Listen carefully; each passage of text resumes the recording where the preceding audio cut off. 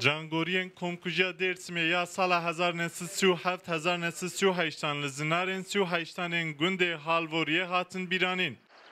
Di sala 1938 de piranî jê xizmên Seyîd Riza 408 niştecihên gundê Halvoriyê ji aliyê leşkerên dewleta Tirkiye ve li vir hatine kuştin û termên wan bi ser zinaran ve avêtine çemê Muzurê.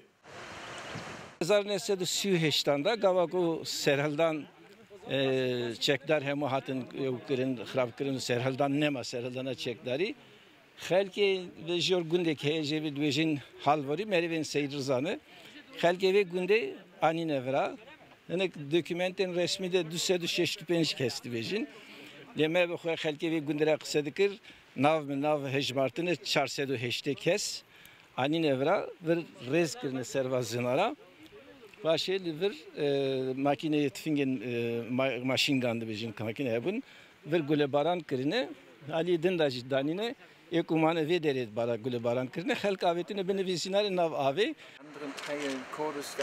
Lêkolerên Ewropîyên ku ji bo heftemîn konferansa Komkujiya Dêrsimê hatine bajêr di bîranînê de amade bûn.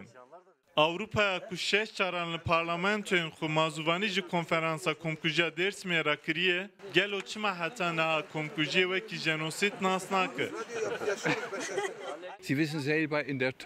Di qebûlnekirina komkujiya Ermeniyan a 1915 de jî ji xwe hêz û giraniya dewleta Tirkiye hûn dibînin. Di warê nasîna Komkujiya Dêrsimê de jî Tirkiye giraniya xwe datîne ser welatên Ewropayê. Li aliyekî namzetê Yekîtiya Ewropayê ye û xwediyê peywendiyên bihêze li aliyê din jî endamê NATOyê ye. Lewma Ewropa jî NATO jî naxwazin Tirkiye bixeyidînin.